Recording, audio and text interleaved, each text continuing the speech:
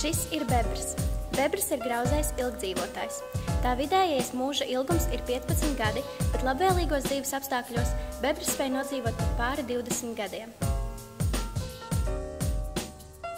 Eirāzijas bebrs Latvijā tika reintroducēts 1927. gadā, kad divus Norvēģijas bebru pārus ielaida Irbes upes pietekā Stendē, pēc tam arī citās Latvijas upēs. Katra gada aprīlī vai maijā bebra ģimenei pievienojas 3 līdz 4 mazuļi, kas ar vecākiem nodzīvo aptuveni 2 gadus.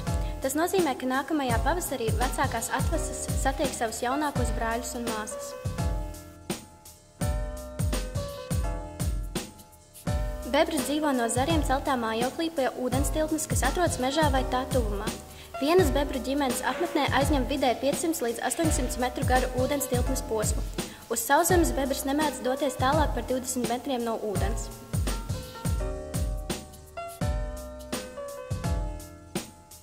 Bebra dabiskie ienaidnieki ir vilks un lūsis, bet tie apdzīvo tikai noteiktas teritorijas. Tas nozīmē, ka bebrs daudzviet vispār nav apdraudēts, tādēļ tam noteikts nelimitēta medījama dzīvnieka status. 20 cm resnu koku bebrs nograuž aptuveni 2 stundās. Tas upēs būvē aizsprostus, lai paplašinātu barošanās teritorijas. Šīs teritorijas mēdz būt pat vairāku hektāru plašas. Bebrs nepārtiek no zivīm, tas ir augēdājs. Vasarā bebrs pārtiek no dažādiem ūdensaugiem, bet rudenī grauž kārklus, apsus un bērzus, gatavojot barības rezerves ziemai. Bebram nav barības konkurentu. Abu dzimumu bebriem ir bebru dziedzeri, jeb pāris anālo dziedzeru, kas izdala spēcīgu smakojošu vielu, ar kuras palīdzību bebrs iezīmē savu teritoriju.